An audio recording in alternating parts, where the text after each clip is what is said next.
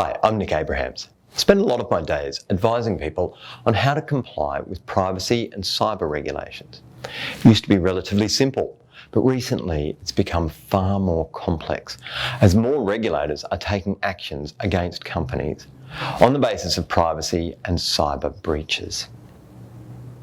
Now, it used to be that we just needed to think about one act, the aptly named Privacy Act, and one regulator, the Office of the Australian Information Commission. But three more regulators have now become involved. The corporate regulator, ASIC, the financial services regulator, APRA, and the competition regulator, the ACCC. So when you are assessing your regulatory compliance from a privacy and cyber point of view, it is critical to consider your exposure to each of these regulators. Now, the OAIC has been regulating privacy compliance for many years. It's well understood that if you fail to comply with the provisions of the Privacy Act, you will need to answer to the OAIC.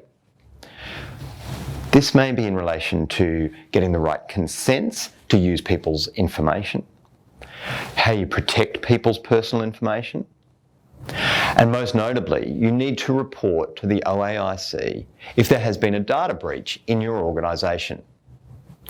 In the 6 months to 30 June 2020, there were 518 data breaches notified to the OAIC. The OAIC may choose to investigate the cause of the notified breach and is empowered to fine organisations for poor privacy practices. But also the OAIC can issue enforceable undertakings against organisations. These undertakings can be very expensive to comply with. Generally speaking, the OAIC is a well-known regulator. It is clear what the issues they will be interested in are. More novel considerations are those that arise from the involvement of the other regulators. Earlier this year, for the first time ever, ASIC commenced a privacy-related action against a financial services company. ASIC claims that the company's risk management systems, with respect to cyber security and cyber resilience, were inadequate.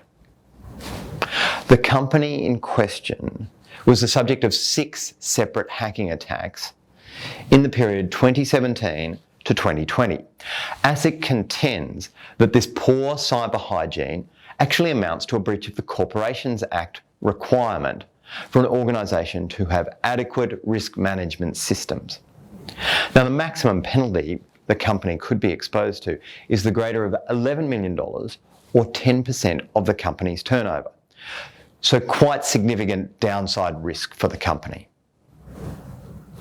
Equally, APRA has quite specific privacy, cyber and technology systems requirements for financial services companies.